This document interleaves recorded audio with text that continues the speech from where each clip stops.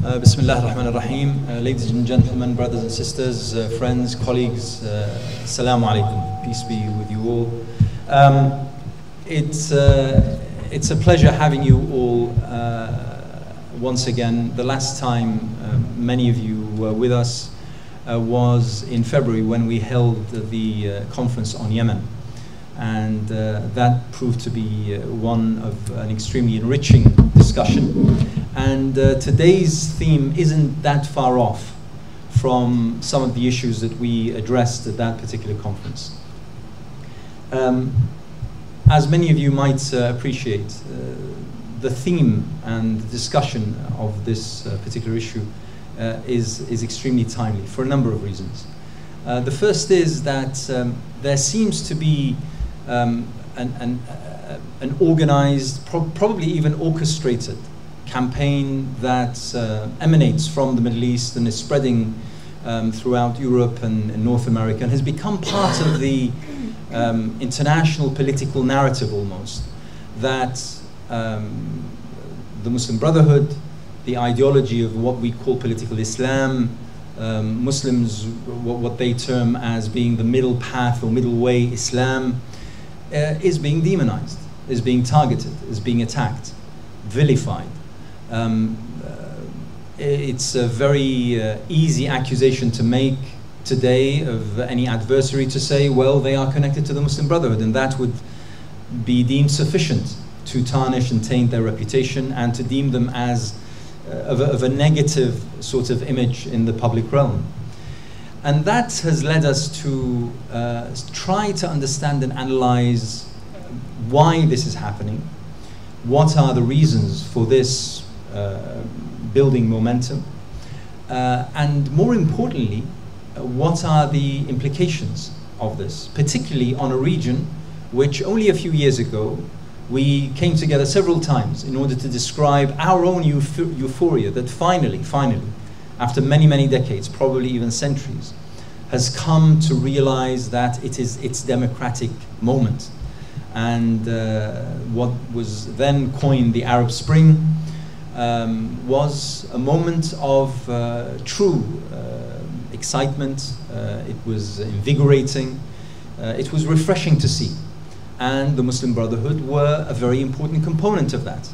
But then we saw the reversal of that particular strand of revolutions, and we are now in a totally different reality, which hopefully today, through the discussions and the presentations of our speakers, we'll come to understand, we'll come to analyze, we'll come to try to, once again, understand exactly where it is that we are heading, not only for the peoples of the Middle East, but also us here in Britain and across Europe and the Western world in general.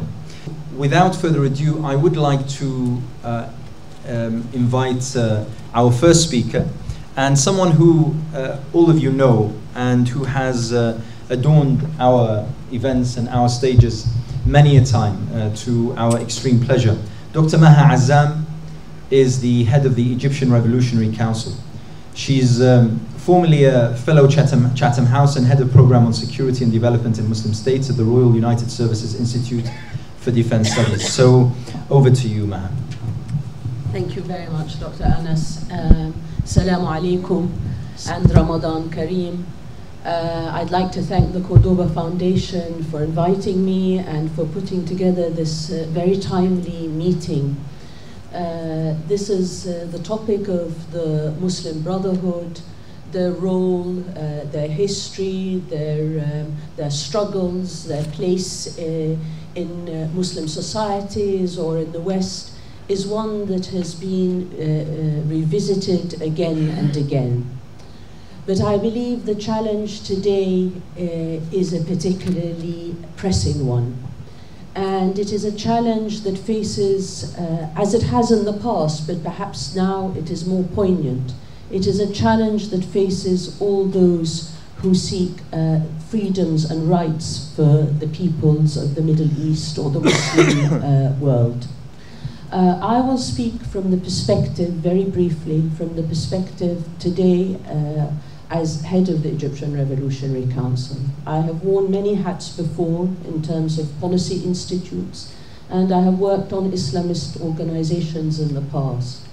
But I want to speak as head of the organization that I am part of today, because we believe in the establishment of democracy and a civil society in Egypt. And of course we are concerned with the rest of the region, and the implications of what happens in one part of the region has repercussions on the rest.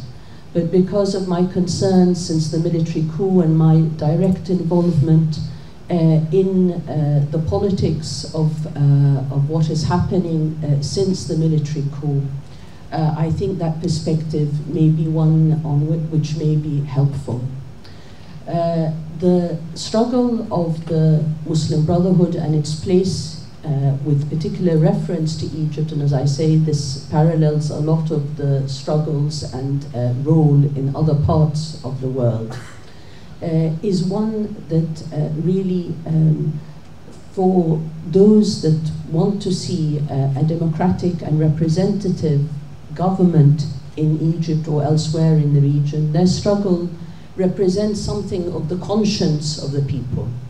And by saying that, I mean that in the context of countries where there has been very little freedom to maneuver, where there has been the heavy weight of dictatorship and military government, the role of the Brotherhood has been at times the only real symbol of resistance.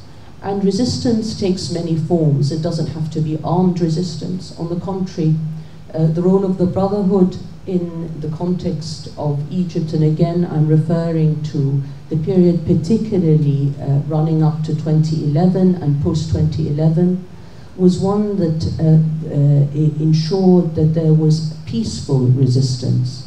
The role of the Brotherhood was one that sought to accommodate itself to the political space, and at the same time speak out against corruption, participate in parliament when there was, as independents, when there was room to do so, participate in and take part in what was the most important, if you like, intifada in Egypt in 2011, by the young, by the old, against the military regime that brought down Mubarak after 30 years of rule. They were a bulwark then against that ensured the success of that uprising that helped bring down a dictator, and they remain a bulwark. And it is a bulwark against dictatorship. And I speak again with the hat of someone who is talking about the need and pursuit for democracy in the region and in a country that is particularly important in the region, Egypt.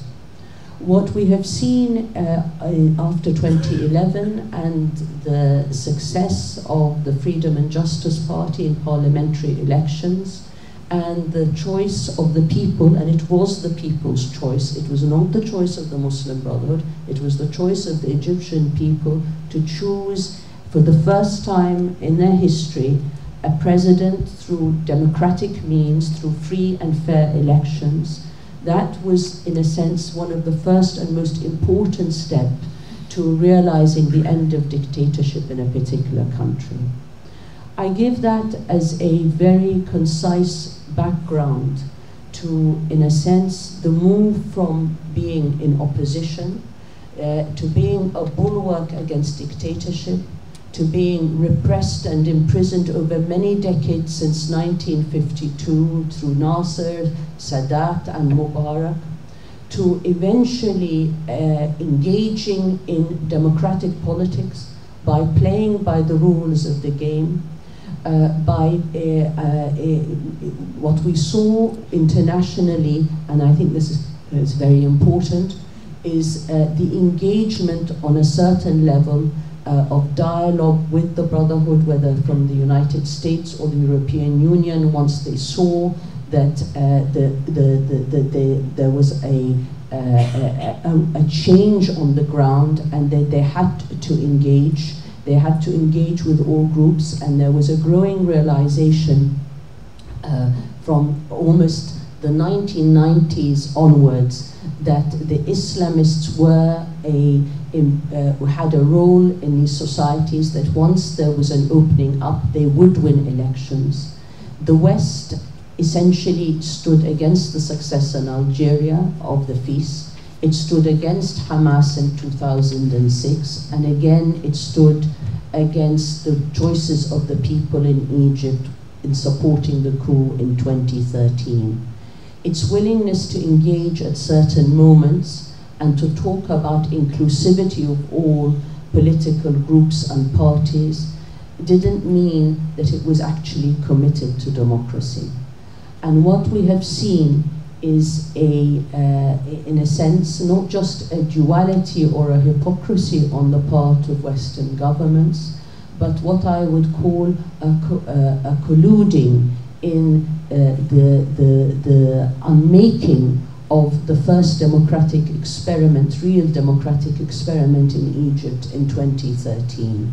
What we have today, despite the attempts by the EU to support what happened in 2011 and to assume that, in a sense, that they were going to move with the Arab Spring, what we have today is European Union governments and the United States, of course, supporting dictatorship, either because of commercial reasons, because of security reasons, because their so-called espousal of the fighting terrorism, while in reality, of course, in a country like Egypt, we have seen terrorism increase fivefold since the coming to power of the military regime.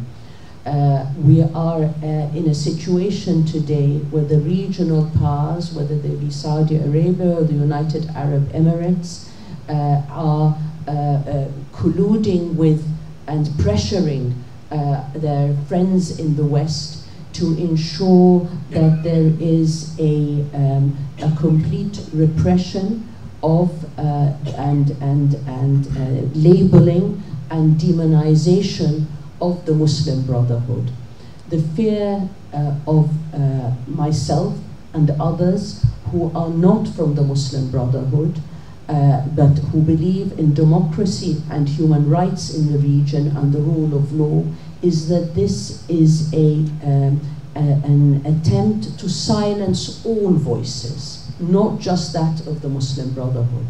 And I think this is a very important point to make, that despite the meeting today being about the Muslim Brotherhood, the repression of the Muslim Brotherhood, the vilification of the Muslim, whether it be in the Middle East or the vilification of the Muslim Brotherhood outside, and the propaganda war in which millions of pounds are being spent in order to vilify them and to pursue an image, to ensure that an image of them is drawn up in the minds of people in the West, is one that is actually against all those who struggle for democracy and human rights in the Arab and Muslim world. What we have are arguments such as that the Muslim Brotherhood and extremist groups that espouse violence and carry out violence are one continuum. That essentially the Muslim Brotherhood, being part of the Muslim Brotherhood, or the Muslim Brotherhood as an ideology and as an organization, leads people who are part of it to end up carrying out acts of violence. This is in a sense part of that vilification. Essentially, the ideology and policies and politics of the Brotherhood is to ensure non-violence. It is to ensure that there is a moderate path, that there is a moderate expression of politics, and to ensure that those who pursue violent means are not part of them. That is the position of its leadership. That is the position that has brought the different political parties throughout the Muslim world that are connected or affiliated or in some way the child of the Brotherhood to the ballot box, to elections, to the idea that accountability and participation are the way to ensure the furthering of the rights of the majority of people in society. That connectivity that is being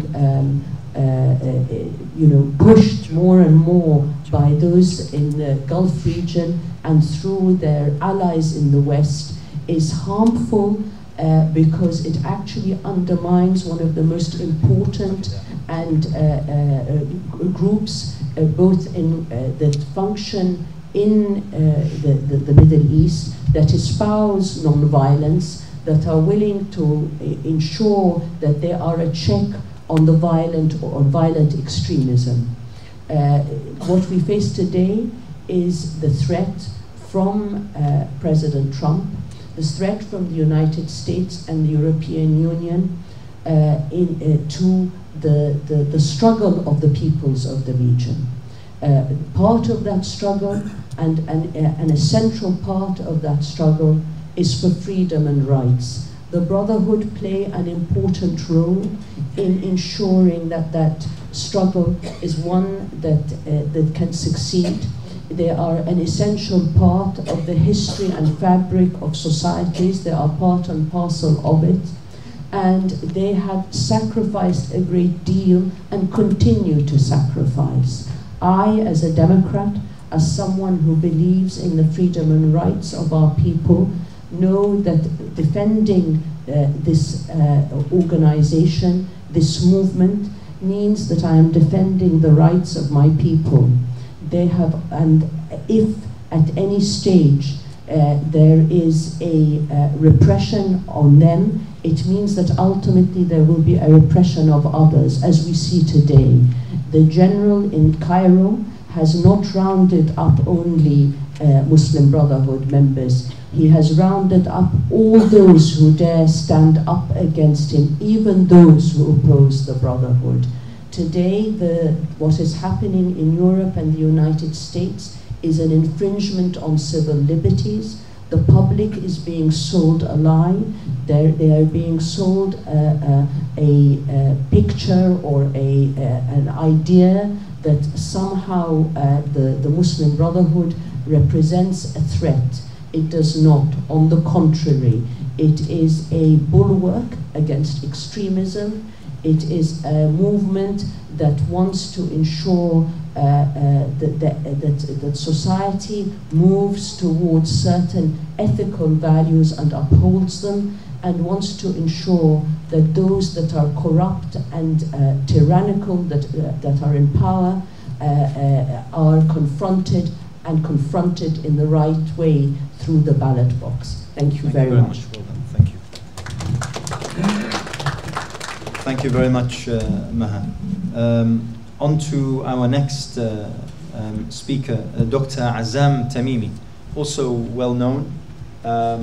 He's an intellect, an author, and a commentator, and has written several books, including Power Sharing Islam in 1993, Islam and Secularism in the Middle East, published in 2000, Rashid Ghannouchi, A Democrat Within Islamism, 2001, and Hamas, Unwritten Chapters in 2006. So, Azam. بسم الله الرحمن الرحيم الحمد لله والصلاة والسلام على رسول الله وعلى آله ومن والاه. The title of my presentation is quite big. We need an entire conference for it. I'm not going to talk about why so many people might feel threatened by the Muslim Brotherhood, because to deal with each party, you really need to go into a lot of detail.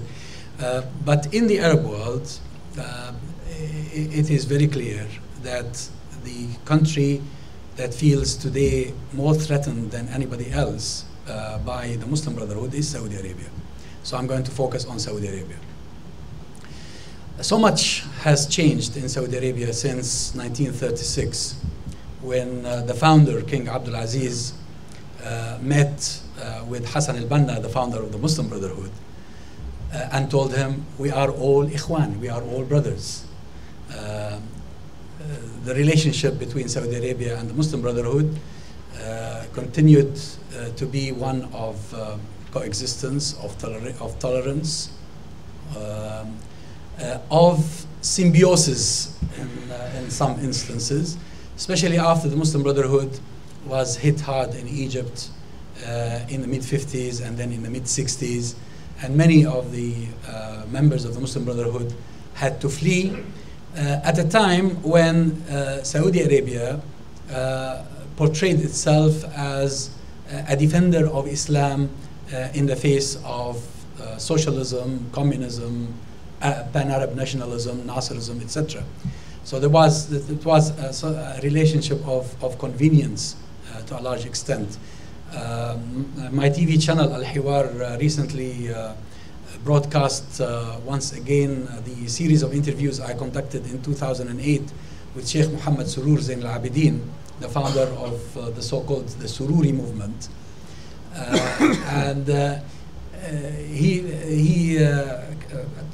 It was very interesting for me to watch myself interview him after 10 years, how much I have changed, and he's already passed away, and may Allah bless his soul.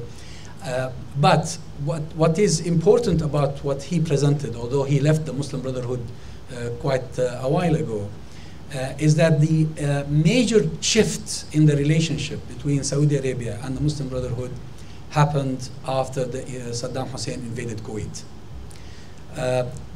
Prior to that, there were some tensions, but they don't really count in terms of the bigger picture.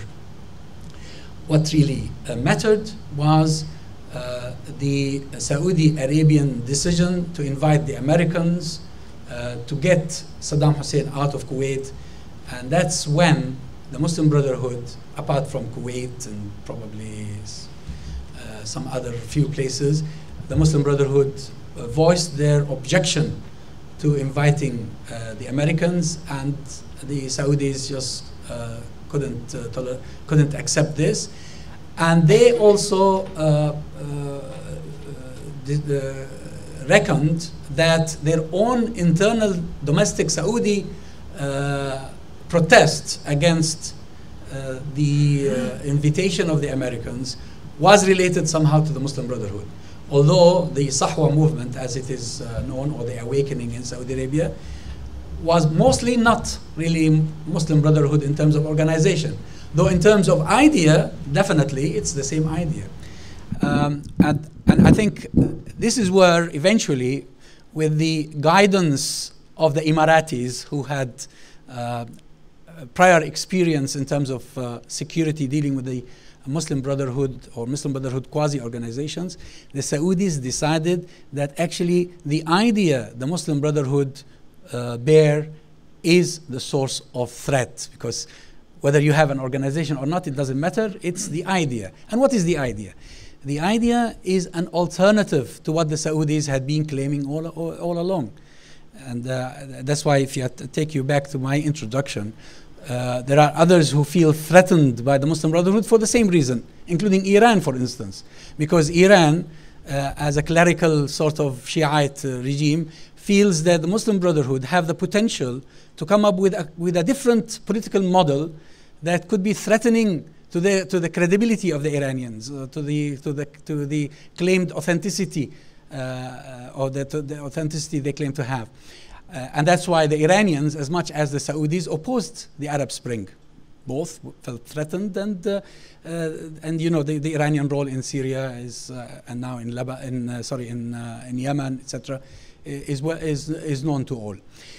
So we have first the invasion of Kuwait and inviting the Americans. Then we have the Sahwa movement in Saudi Arabia, which led to, in 1994, to mass arrests among young scholars, some of whom are now in prison again, Salman al-Auda and his companions. by that time, of course, the Saudis started voicing their apprehension about the Muslim Brotherhood. Unlike the time when Faisal or Saud or even the founding father was ruling in the kingdom at the time. Now, then after that comes 2001. 2001, 9/11. And 9/11 became an opportunity for these governments to reconsider their relationship with various Islamic movements, including the Muslim Brotherhood. The Emiratis started this by sending messages to the Americans that they were going to crack down on Islamic charities, Islamic organizations, Islamic education, even Quranic sessions. Then the Saudis followed, and this became a competition to prove to the Americans that we are at the forefront of fighting terrorism, because every one of them was feeling threatened with the war on terrorism, because everyone is involved in terrorism somehow. I mean, if you go back to the jihad in Afghanistan, which was funded by the CIA and the Saudis and managed by them, most of the people who were encouraged to participate in that jihad are now considered terrorists. So I think some of the rulers of the region started feeling the threat approaching as a result, and they wanted to prove to the Americans and to the Westerners in general that they were far away from any terrorism, and they were willing to crack down on these organizations. But the most decisive moment was the Arab Spring. The Arab Spring proved to those governments that if revolutions were to succeed and democratization were to take place, the Muslim Brotherhood would become the government everywhere in the region. Nearly no competition from anybody else. Of course, I mean, if you want to go even earlier and talk about elections at the student level, at trade unionist level, at whatever level, the Muslim Brotherhood always did very well. And there are reasons for this.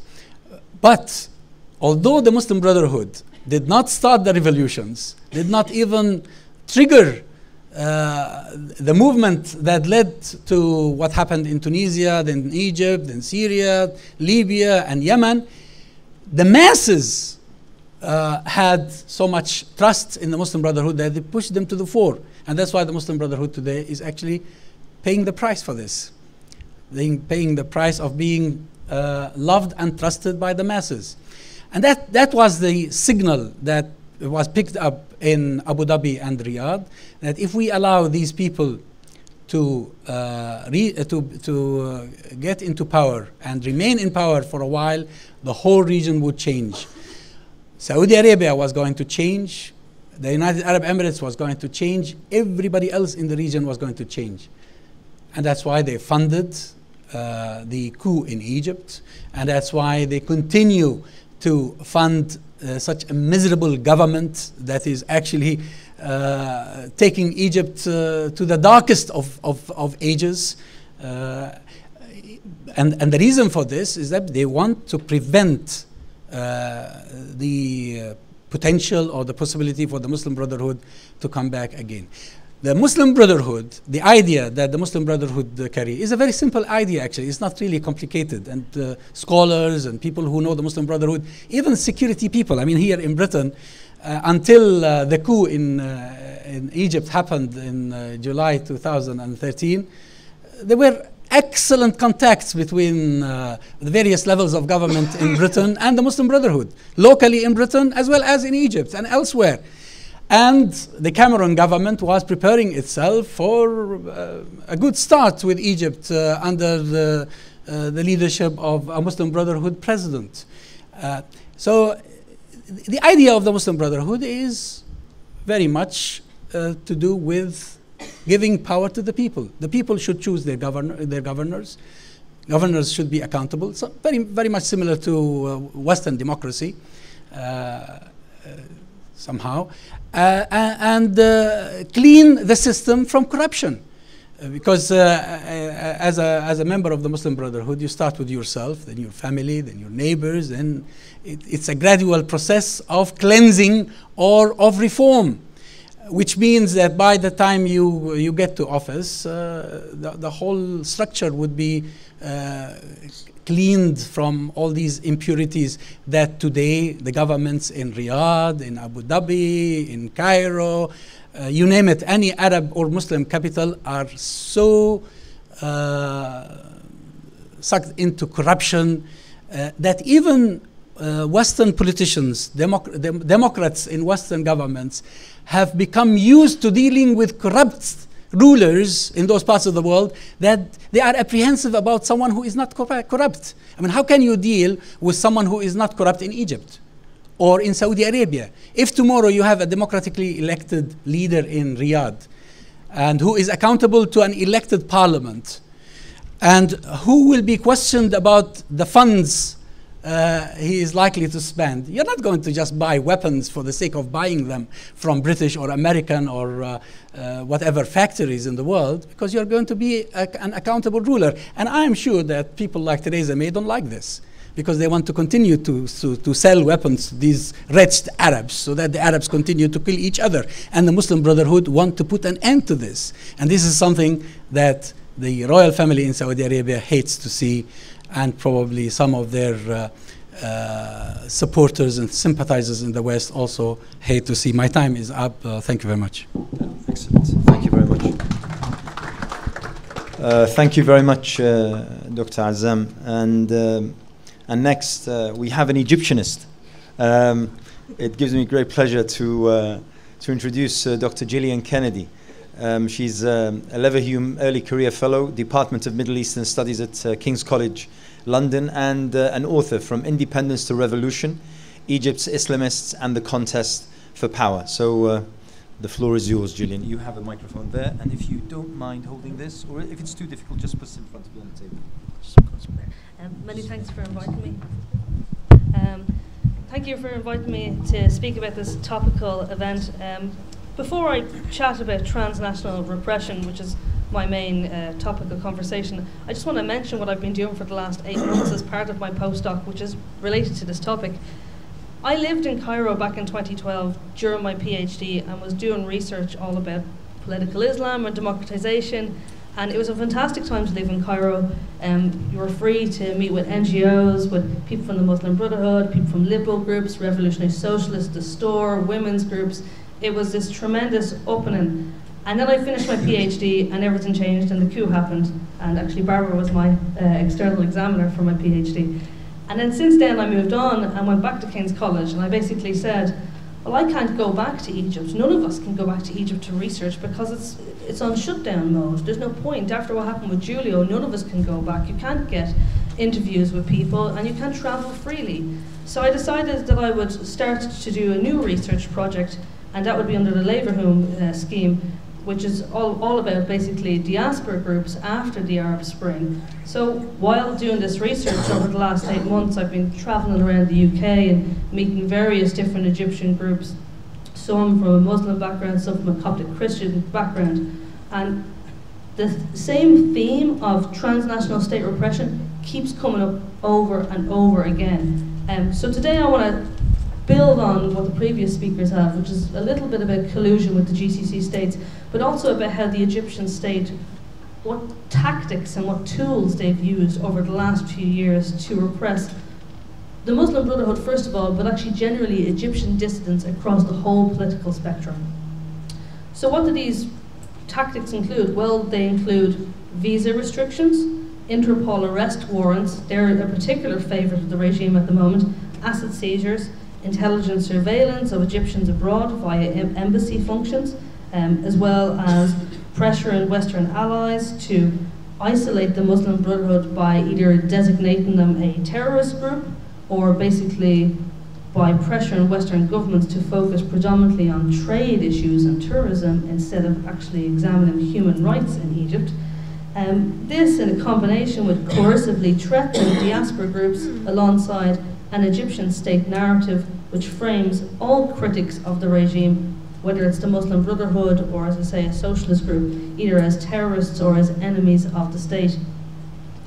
So the point of the strategy, whether it's by a hard coercive approach of arrests or whether it's a soft approach via painting the Muslim Brotherhood as terrorists, the point is basically to delegitimize all political dissidents who are critical of the regime. So it doesn't matter whether they're Islamist, secularist or leftist, it's the same focus. Well, first of all, I just want to focus a little bit on Interpol and how the regime, since the coup, has used Interpol to repress the Muslim Brotherhood. So firstly, how do they do this? Well, Interpol works by a process of red notices. These are distributed internationally, and they're quite a cheap and relatively easy tactic for the regime to use. All they have to do is they just issue a red notice. This might lead to extradition. The notice has a repressive effect. What does it do? Not only does it criminalize a regime critic, but it also damages their reputation, and then it curtails their freedom to travel. So we can see that the state is not only repressing people at home in Egypt, but they're doing it abroad. So political asylums, political asylums will have to leave and flee after the coup, but even if they go to a safe haven, whether it's the UK or Turkey or France, they still have the repressive state pushing at them to shut them down. And so the state, it issues notices to Interpol which call for the arrest of members. So there's a few examples that I've got. So there's the example of the spiritual leader of the Brotherhood, Yusuf al-Qaradawi. There's also some younger members of the Muslim Brotherhood. So, for example, I interviewed a member called Abdul Raham Ez, who I met recently, and he told me all about his case. He was arrested in Cairo. His family had suffered threats. He now lives in the UK. He told me instances of how, and this is not the only example, I think I've met maybe 4 or 5 different members from not just the Muslim Brotherhood, but also from the April 6th youth group, who will live in the UK and will post something up on Facebook, and the state will then call them on the phone and basically say, if you don't delete that from Facebook or Twitter, your brother or your sister in Cairo or Alexandria is going to suffer some sort of bad fate. Something's going to happen. Their scholarship will be rescinded. There'll be an issue to do with a visa, issue to do with jobs. So it's a constant pushing back. Even though it's outside the borders, it's still pushing back against the opposition from abroad. Another NGOs have pointed this out. So the Arab Organization for Human Rights and Human Rights Watch have said that at the moment the Egyptian authorities are using Interpol quite a lot. This is one of their core techniques since the coup, to prosecute opponents who've managed to escape torture or detention since 2013. So the point being is that the judiciary is not transparent in any way, but even though Egyptians are not getting a fair trial in Egypt, even if they flee, they're still going to be followed by the repressive state. So beyond Interpol, there are actually more direct examples of repression. There's also the issue of asset seizures. So we have pretty much every single NGO that is even semi-affiliated with the Muslim Brotherhood has been shut down and had their assets seized. By the end of 2015, the government has closed more than 480 NGOs because of their supposed links with the Muslim Brotherhood. I met some of these NGOs when I lived in Egypt. A lot of these groups are to do with education and literacy for women and for elderly people. There's nothing extremist about these groups whatsoever. So to shut them down, it's just another technique of the state. So there's also the more indirect forms of repression. There's also visa restrictions and curtailing the right to travel. There's evident visa restrictions in place when Egyptians sometimes go to the embassy. This is common practice now, but it was also common practice from the Mubarak era. So it's an interesting kind of commonality in the pattern, is that the Sisi regime is following the same tactics of the Mubarak regime. Obviously, it's a lot worse. Keep hold of that microphone. Thank you very much, Gillian. And our last speaker, last but not least, again, someone who's a regular at our events and someone whom I've often described as knowing more about the Muslim Brotherhood than probably many of its own members. Dr. Barbara Zollner is a lecturer at Birkbeck College in London. She's an author, The Muslim Brotherhood, Hassan al-Hudaybi, and the Muslim Brotherhood in Europe, Transnationalization. Not on my account. and localization of Islamist movement 2012. Anyway, Barbara, it's all yours. Thank you for the invitation.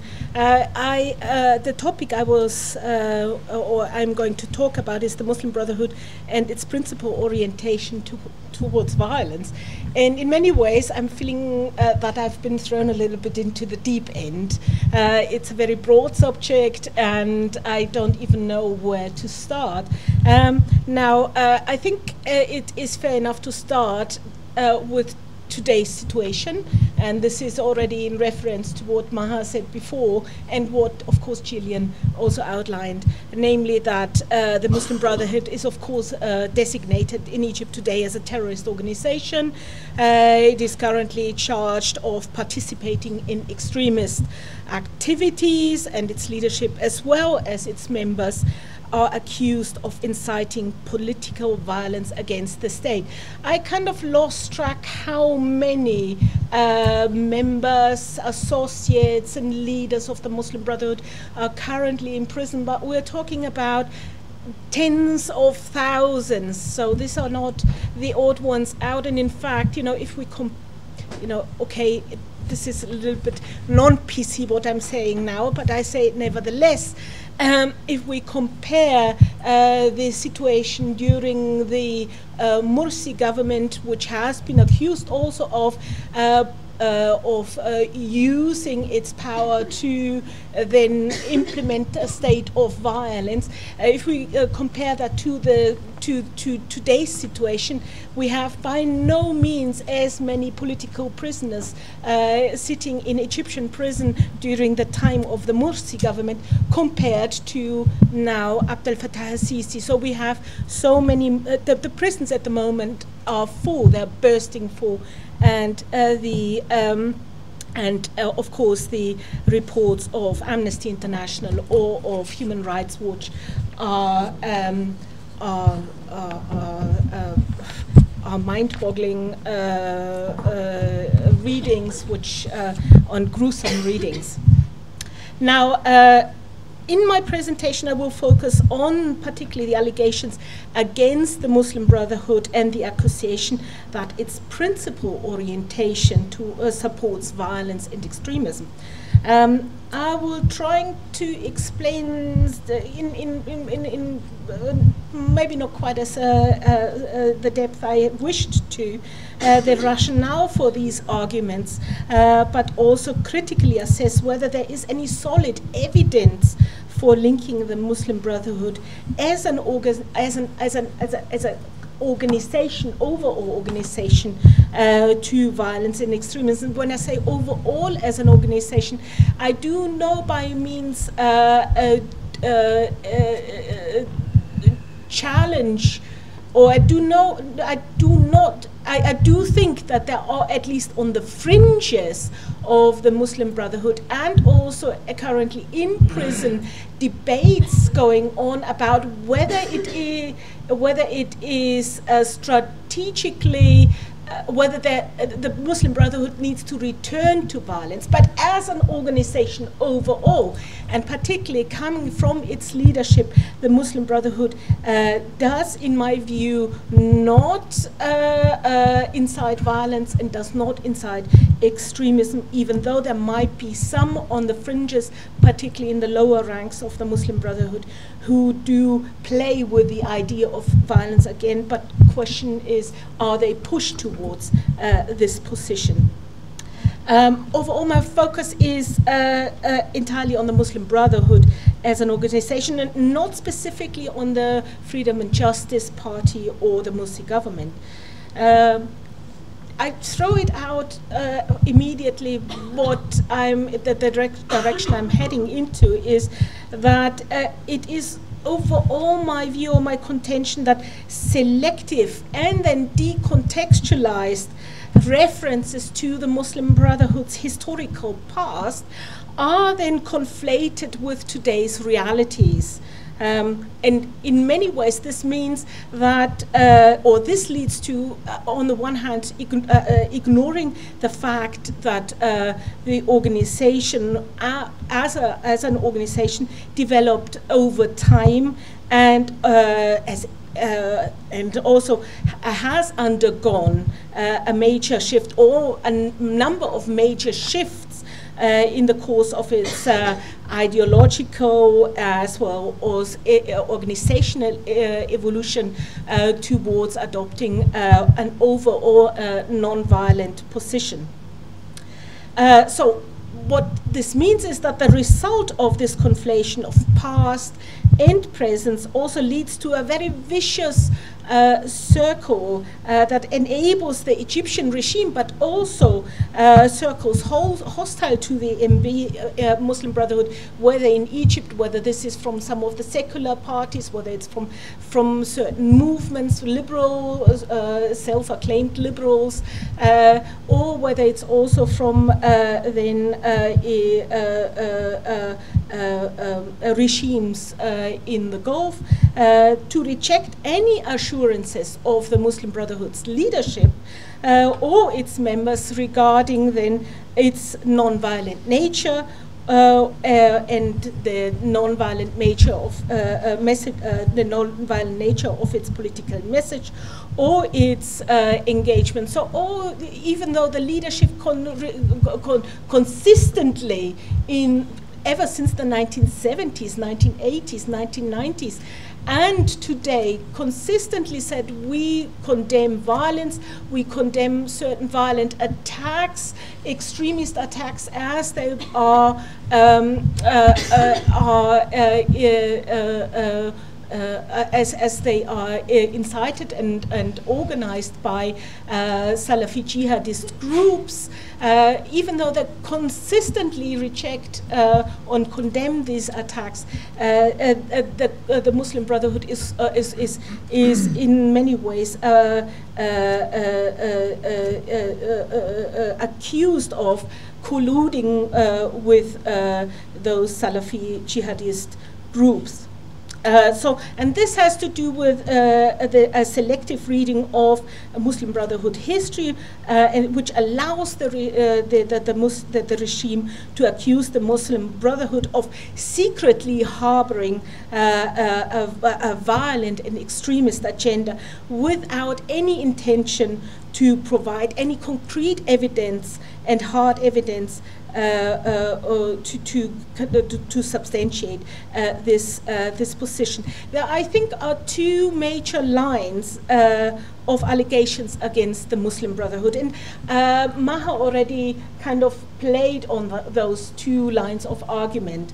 One is related to the ideological frames of the Muslim Brotherhood, and the other one is related to the Muslim Brotherhood's organizational structure. So, as for the first point, the Muslim Brotherhood's ideology, it is, at least the allegation is, that the Muslim Brotherhood's ideology sets the framework for radical Islamist conceptions of a state, and thus also harbors the intention to install an Islamic state by all means possible, whether these are non-violent means if that strategically brings them further to that goal, or even using violence if no other option is open.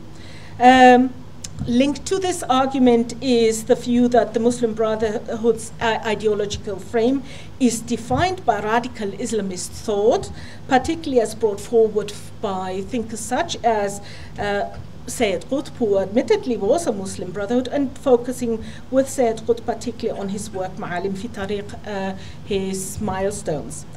So this line of argument focuses on the ideological frame of the Muslim Brotherhood and specifically on the ideas of Sayyid Qutb.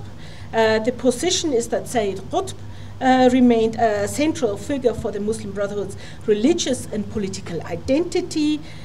So in the same breath, it is pointed out that Sayyid Qutb had a marked influence on ideologies of extremist groups since the 1970s, including groups as Takfir al-Hijra, or the Gama al-Islamiyya, or even Tanzim al-Jihad, and the various successive movement leading up to Al-Qaeda, or even then further to ISIS. True is, Sayyid Qutb is of course, or he was a member of the Muslim Brotherhood, and he is of course still remembered by many Muslim brothers as one of them, as he's venerated by the Muslim Brotherhood. His writings are not dismissed per se, but so that there is a certain element of the Muslim Brotherhood still remembering and holding true to Qutb, but the emphasis on of the Muslim Brotherhood leadership in particular is on the context when explaining the undoubtedly, and I think there are radical elements in Sayyid Qutb's writings, particularly in Ma'alim fi Tariq. So the emphasis of the leadership is particularly on the context when explaining the undoubtedly radical idea as expressed in Ma'alim fi Tariq. As such, the Muslim Brotherhood points out that Sayyid Qutb's radical ideas were a reflection of and in response to the torture during the Nasr period. And so it is seen by the Brotherhood's leadership as a response to the fact that Qutb had to endure torture in the course of his imprisonment. So on the whole, however, when it comes to political ideology, the Muslim Brotherhood moved far away from Qutbian radical conceptions of the state ever since the early 1970s, first under the leadership of course, Hudaybi, then Tilmisani, Mustafa Mashhur, and Mahdi Akif. These were all actually companions of Sayyid Qutb during the prison years, but yet they distanced themselves from these radical political ideas while venerating still Qutb as